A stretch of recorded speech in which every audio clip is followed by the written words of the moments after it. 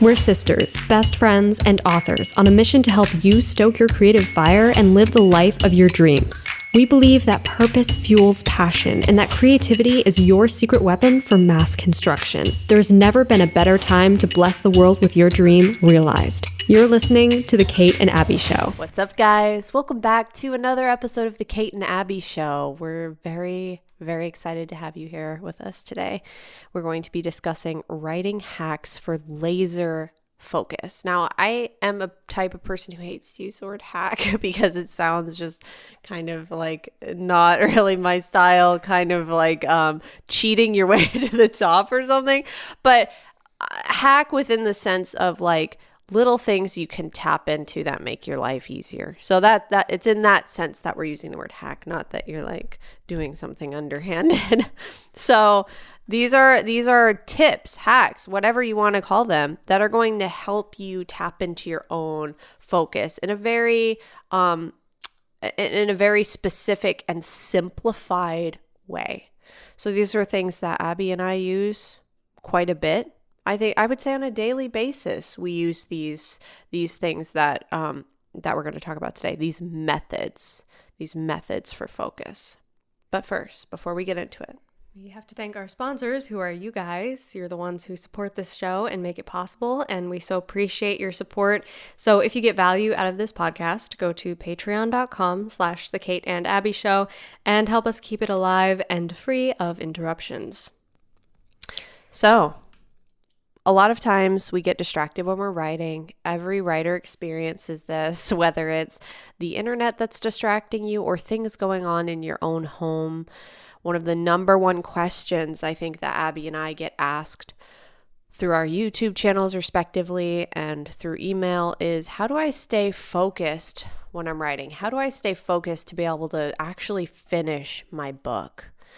I keep getting interrupted. How do you combat interruptions? And the number one thing is to embrace, first of all, that's going to happen. That's just life. You're going to get interrupted, whether it's your children or your family members or your spouse interrupting you, or whether it's, maybe your job that you're working or another business or just simple distractions like the internet. It's going to happen. And let's approach this topic without judgment, without a sense of guilt or shame, and realize that this happens to everyone and it's okay. And there are things we can do to gently, lovingly bring ourselves back to a place of focus. There's no need to beat ourselves up over being distracted. It's just part of life, okay? And it's kind of like the annoying little struggles you have to go through to practice anything and be good at anything, Right. Like it makes you tougher mentally, I think, to be able to be distracted and then pull your focus back. And that pulling your focus back, I think, makes your mental focus it makes your ability to focus stronger. Exactly. I was recently reminded of that doing a meditation of Juliana Marks Spicalukes of Boho Beautiful. I was doing a meditation that Mark was leading, and he said this really profound thing, and I'm like, wow, you can apply that to so many things in life, which is, if your mind gets distracted during the meditation and you have to keep bringing it back, don't feel guilty about it. Realize that is the practice of meditation. That actual thing of continuously bringing your mind back to a place of focus, that right there is the practice. So just embrace it. Realize it's all part of it. Just embrace it. Don't feel like, oh, I can't do it. I'm struggling. Right. That is part of the practice. So the same goes with writing, creativity, working on your creative project, bringing yourself back to a place of focus. That's the self-care. That's the meditation. That's the focus. That's part of it, is bringing yourself back, not always being in this incredible Zen place of focus at all times. Nobody has that. Right. You know what I mean? Yeah. And you wouldn't get better faster, I don't think, if you did have that. Right. Like if everything was always ideal and you never had to encounter difficulties, I think it would be harder to gain skill and expertise at what you do. It's kind of like the difficulties make you stronger. They do. They really do, in anything. Yeah, for sure. I agree. So number one is creating a distraction-free zone /writing sanctuary. So while we will inevitably have distractions, there are a lot of things that we can do to eliminate most of them. And for Abbie and I both, what we both respectively do is we have our writing spot, our writing sanctuary, a place that we set up for greatness so that we have as few distractions as possible when we sit down to write. Right. So for me, it is my low floor table and a cushion and an area with some plants in it, a Himalayan salt lamp. The phone gets left somewhere else, and I let my family know, hey, I'm going to be writing for a few hours. So that way I've eliminated a few distractions. I've given myself a beautiful, peaceful, zen space to write in. I've let people who might interrupt me know, hey, I'm going to be writing for a little bit. And I've left my phone at the door, or I've put it on mute. So those are some steps you can take to build yourself a writing sanctuary. And you have something similar in your setup too. Yeah, I think I probably move around more, but whatever works. And your sanctuary can be remote. It can move around. It doesn't always have to be the same place, but creating the parameters for greatness, like you said, setting yourself up, whether it's putting your phone on do not disturb, telling people don't disturb me, putting a do not disturb sign on your door, whatever it takes to create as much peace and seclusion as possible. And this can be even in a open area. It doesn't have to be you close yourself in somewhere in an office or a closet or something. Right. It can be even though closets can be great for not being interrupted. True, they can be, and especially if nobody knows you're in the closet. Right. They're looking for you other places. But even if you have to be, watching your kids or keeping an eye on your dog or something like that, and you have to be in the main space of your house or your apartment or whatever, you can still create sort of a mental bubble of seclusion and focus. Yes. It's all in your mind, really. A lot of it is mindset, for sure. I would say probably half, if not more than half, is mindset. And yeah, that leads us into our next one, which you were saying just now, is you can also go somewhere else. And if this is available to you and you're someone who, a lot of you guys are like, yep, that's me, like to write in coffee shops.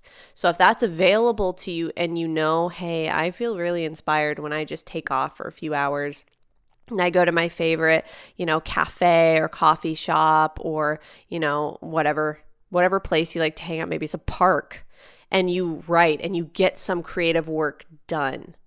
Then do that. Try to find more opportunities and more ways to schedule that into your life, even if it's for just an hour. So an hour of every few days for like a month, that's a lot of hours racked up. You know what I mean? So if you get a few hours a weekend. So especially if that place has no Wi-Fi. I have been rewriting, actually doing some developmental edits on my second book in my Sparrow duology, which is the follow-up duology to my Blood Race series.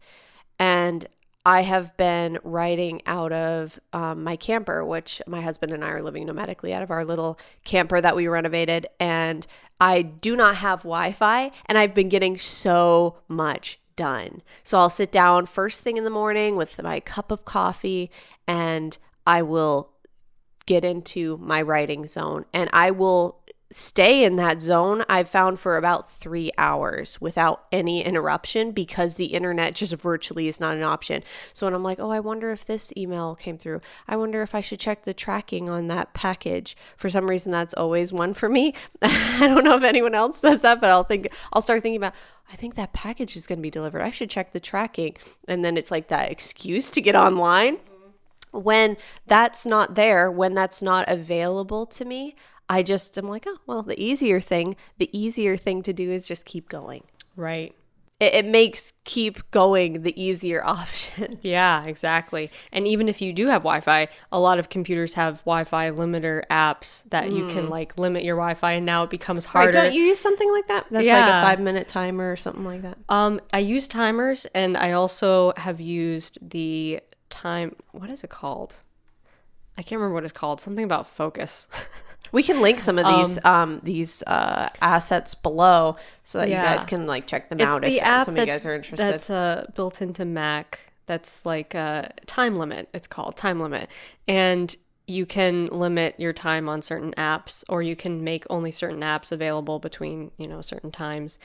And that's another great thing because it's still connected to the Wi-Fi. So if you have like backups going on in the background, which is what I have with Scrivener, it backs up to Dropbox. It still will do that, but you can make the you can make the Safari or Google Chrome not work and stuff like that. Oh, that's cool. So then it's harder to like go navigate to your settings and see how do I turn that off because I want to look something up. The easier thing is to just be like, okay, whatever, I'll go back to writing. Right, and that's the thing. It's all about continuing to write or edit, whichever step of the path you're on, making that the easiest thing possible. And like we often quote Sean Akers' book, The Happiness Advantage, where he talks about really in depth, great book, read it if you have a chance, because he talks about how one of the sciences behind building healthy habits that you want to continue in is to make it the easiest thing possible and try to make the bad habits that you're trying to break harder for you to do them. So if it's like, I don't want to, as soon as I get home from work, I sit down and watch 3 hours of TV and I want to stop doing that. That was, I think, the example he used. And he took the battery out of his remote control and hid it somewhere. And it literally helped him break the habit almost immediately because it just made it, I don't want to have to go find it. And so then he did something else. He read a book, he went for a jog, whatever. And so we can do the same exact thing with, okay, we keep getting distracted online. We're going to put in something that I'll have to dig around in the settings to find a way to turn it off. Well, guess what? You probably are going to write a lot more words with just implementing that one thing. Right. Make those extra steps something that you have to go through in order to shut it off, Make it so that writing becomes the easier option or continuing to edit becomes the easier option. And automatically you're already staying more focused that way. Right. Yeah, exactly. So next, and these are going to pertain to Scrivener. So a lot of you guys, some of you love Scrivener, a lot of you love Scrivener, some of you are like, I hate Scrivener. So why? If you're someone who doesn't like Scrivener, you can still apply these to other writing programs. I know some of these features aren't exclusive to Scrivener, but Scrivener is mine and Abbie's writing application of choice. Abbie actually has an entire Scrivener masterclass available, which is excellent. She has presets that you can use in these focus modes that we're going to discuss that match the mood of what you're writing. Very, very cool. So I'll link that below in the YouTube version of this podcast. If you're listening somewhere else, head over to YouTube. You'll find all the links to these amazing resources below. I highly recommend checking out Abbie's course because you really go from start to finish. Yeah, basically like everything you need to know without all the stuff that you don't need to know. Right. All the stuff that I utilize that I find to be very helpful. So if some of you guys are like, well, I don't like Scrivener because I'm just confused by it, this might actually bring you over to the Scrivener side with Abbie's help because she really breaks it down and makes it as simple as possible. And Abbie's awesome at walkthroughs. I mean, Abbie, every time I can't understand something on my computer, I'm like, Abbie, help me. And usually by the end of it, I'm an enlightened being again. So focus mode in Scrivener. When I'm writing, and you can tell me if you do the same thing too, but Scrivener has an option where instead of having all your chapters, all your notes on the sidebar, and then you can see everything else on your computer, there's a mode that you can like kind of make it full screen. You can add a background to the margins of your page, and it can be something that inspires you, something that makes you feel the vibe of your story, and suddenly that engulfs the whole screen. And so you're laser focused on just your writing. It blocks out everything else. It makes it this full dynamic mode filling the whole screen. And it's just you and your writing. That's how I always write in Scrivener. I don't really do it any other way. I rarely use it. Really? Like I wish I used it more. I find I'm so much more focused when I'm in that mode than when I can see like all the notes, all the chapters, internet notifications coming in through my computer. It's like it puts a pause button on all of that stuff.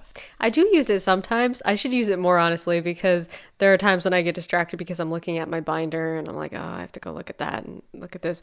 But a lot of times I'm referencing my outline so intensely that I like need it next to me. But it does have a little feature where once you go into the focus mode, you can actually open up the inspector window, which is what I always use. And I put my outline there for that chapter, and you can like make it float on the page. So you can have that like on the sidebar, which I have done sometimes. So that's definitely helpful. I love the whole aesthetic of being able to like change it and make it look like you're in the scene, sort of. Yeah. Yeah, that's really cool. I love have that done too. that several times writing this past book. Yeah. Which has been helpful. Because you can also, if you're switching point of views, I did this when I was writing the first book in a series that is kind of ongoing, and I'm writing at my leisure, but it had multiple point of views, and it's a high fantasy book. So each point of view had a very, very different flavor. So I was able to customize the colors, the background image. I think you can even change, you can change the font. Sometimes I do that. I'll change the font to have and it's amazing how just changing the font alone can make you feel very different. It can help you step into the shoes of a different character. That's one of mine and Abbie's little secrets that we've always done, is changing the font for a different character. So if you have a character who's maybe more, let's say they're like a spy and they're like super modern and badass or something, maybe you're using like a sleek font. Then you switch over to someone who's like more academic and intellectual, and then you're using like a serif font, like some kind of elegant, scrolly typewriter looking thing. And it just makes you feel the vibe of that character. So just finding little ways through imagery, through color, through font choices to help you focus in on that character's point of view, or even just the flavor of your book, if that's not applicable. Maybe you're writing just in third person, or it's all kind of the same flavor. Find out, okay, what colors make me feel the flavor of what I'm writing? What fonts? What images? And what I love about Scrivener, and you learn this in Abbie's masterclass, is that you can really pull all those things in. You can customize your entire Scrivener. I really just scratched the surface of what you can customize, because you can really make it feel like your own little realm to write in. And I love that. It helps me feel so much more focused. Yeah, it's really great. It's super fun too. But don't get distracted doing it. Exactly. Don't get distracted doing it. Do this in your free time. The second thing in Scrivener is, once you're in that focus mode of full screen, they have this is literally called focus mode, and there's several different options within it, which is focus line, which means the actual sentence that you're writing, or focus paragraph, which is the actual paragraph you're writing. And what it will do is, when you click on a paragraph and you start writing, it actually makes everything else glossed over except for that one paragraph or that one line, which I find so revolutionizing. It helped me so much, because instead of focusing constantly on the big picture of the whole book or the whole chapter, and oh my gosh, I have so much to do, so much to edit, so much more to write, it's just, no, let's come back and ground in this one paragraph. What are we doing with this one paragraph? How can we make this one paragraph the best it can be? And it makes it more meditative. Yeah. It centers you on the fact that, no, actually, you're not working on the whole book. You're just working on this one paragraph. Right. Yeah, I love that too. You use that mode, right? Yeah, I've definitely used that quite a bit in the full screen mode. That's very helpful, especially when you get kind of distracted going back and like editing things that you already wrote. Like, I know a lot of writers struggle with that. Like, oh, I can't move forward because I just keep going back and editing the last page that I wrote or whatever. Right. And I find it really helpful with that as well, to help you to just like pay attention to what you're doing now, look to the future, don't look back. Right. Don't go back and agonize over what you just wrote, because all of that takes away from your focus, I think. It does, yeah. Even though it might be something that, even if it's something that needs to be done, schedule, write a note, don't drop everything and do it right now, because that really becomes an ineffective way to work, I think. Yeah. Not that I'm judging other people's workflows here. Everyone works differently, but I think when we're like, oh, wait, maybe I should do this. Oh, wait, maybe I should do that. It's kind of like we're dividing our attention so much that we're not really accomplishing much right now. Give this your full attention now, and then move on to the next thing and give that thing your full attention, rather than, oh, I'll write a little bit, but I have to do this. And you have so much on your mind that now you're not really accomplishing much right now, period. Yeah, because you're so scattered that you can't focus on what you're doing right now. Right. And I think that a lot of writers, I was actually contemplating this the other day, a lot of writers feel pressured when they sit down to write because they want to get a lot done or get a lot of words written quickly, and feel productive, like they got a lot of writing done. But I was thinking about the concept of writing quickly and writing a lot of words, or 5,000, 10,000 word days that some writers have, which is fine if that's how you like to work. But I was thinking about how this is really the only art form where we glorify doing it quickly. That's a great point. Like, I was racking my brain for another art form because painting, okay? Were you thinking about this in the museum? I don't know. Was that what inspired the thought? Thinking about like the paintings and how I was thinking about it yesterday, so I may have been thinking about it because of the paintings. Because I think about that a lot too. Like when how long would it take to create something that magnificent and beautiful and huge? Like, some of these paintings are huge. Yes. See, I was having thoughts about that too, because we went to a museum together recently, and like looking at some of these paintings by the old masters, it's like, wow. That must have taken so much time and space, physical space and energy and devotion. Yeah. So it's like, you can't rush that. Yeah. And probably nobody expects you to. Like, hurry up. Can't you paint faster than that? Like, right. Exactly. Like, you're not kind of painting a degradation of the art. Yeah. Yes. Yeah. Yes, that is such a good thought. Same with anything else, making sculptures or making another kind of art form, and even music, stuff like that. You're not trying to rush through the process. I think writers are the only ones who feel this need to rush and quickly be more productive, get more words written. Why? Exactly. Isn't it better that it comes out something that you're proud of, something that you love, and that you enjoy the act of doing? Yeah. And for those of you who might be listening and thinking, well, that's fine and good, but I have to do this for a living, or I have a deadline. Well, applying these same principles is going to actually help you to be able to create naturally faster. Right. Because you're not dividing yourself in a million directions. So that's the thing, is even though it feels like you're slowing way down and, oh my gosh, I'm not getting a lot done, if you can tap into slowing yourself down and getting into a place of focus, you're going to manifest your own writing much faster, because you're giving yourself that focused place to create in stillness instead of you're distracted. And that is what's making your book take forever to come about. And I know that from experience, times when it seems like, oh, this is just dragging on and on. It's because my focus is divided. It's because my attention is everywhere all at once. So even if you're someone who is writing for a living or writing on deadlines, this is going to help you be able to do that better. Yeah, 100%. So the last thing on our list here is writing sprints, which I have utilized a lot. You see me utilize them in the Write With Me live streams that I do on my channel.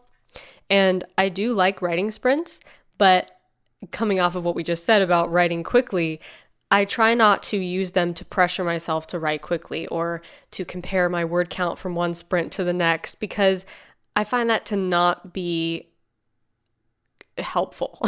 That's not really, it doesn't bring me to a better place with my writing. I don't pay attention to word count. I just use these writing sprints as opportunities to focus in on what I'm doing and kind of create that mental bubble of focus without putting pressure on myself of meeting a certain goal within the writing sprint.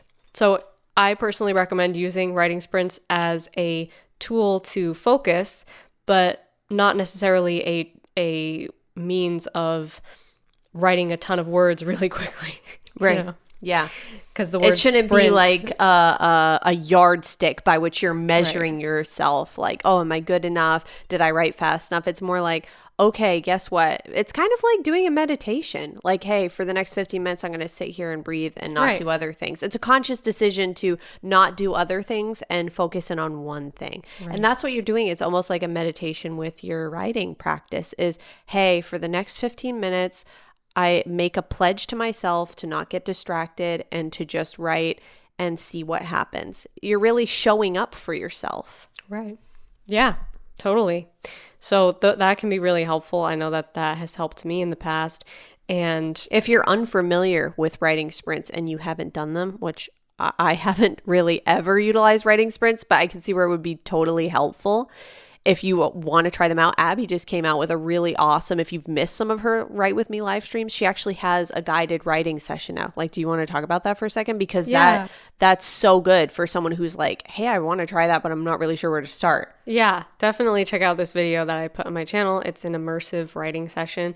We'll link it below if you remember.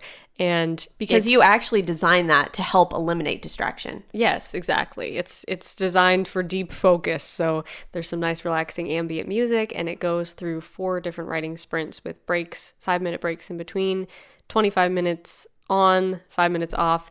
And it's designed to help you focus. So if you've never done writing sprints before, or if you have had a bad experience with writing sprints in the past, definitely check out that video because I think that will help you a lot to focus and just relax, just chill and enjoy the journey. Yeah. And I'm going to be making more immersive writing sessions like that based on like different genres, which I'm really excited about. That's going to be awesome. Make a fantasy one. I will use it always. I want to make a fantasy one. I think that's going to be the first one I make. Cool. That's going to be awesome. Yeah. And I have a course out there for those of you who don't know, that's Meditation for Writers. That's all about setting yourself up for greatness and a super focused writing session. Even if you haven't tried meditation ever, it's for everyone and anyone who wants to just set themselves up for greatness and ground themselves in a place of peace and relaxation before they get into a writing session. Something that's really personally helped me, and I will link that below. We're going to try our best to link all these things we mentioned below so you can find some awesome resources in the description of the YouTube version of this podcast. But yeah, I think we went over some really good tips, hacks, methods that you can utilize to help you stay really focused. Yeah. So hopefully you guys took some notes. Hopefully you got value out of this episode. Thank you for joining us today. Definitely comment below and tell us what you thought. We'd love to hear your thoughts.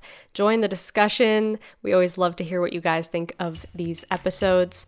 Give us a nice rating if you're listening on the other podcast platforms, or if you want to check out the video version and you haven't seen that, go to youtube.com/KAMins. That's where you can find all of the episodes of the podcast in video format. Thank you guys again so much for supporting us on Patreon. You guys are the best. If you get value out of this podcast, go to patreon.com/The Kate and Abbie Show and help us keep this show alive and free of interruptions. Until next week, stay stoked and rock on.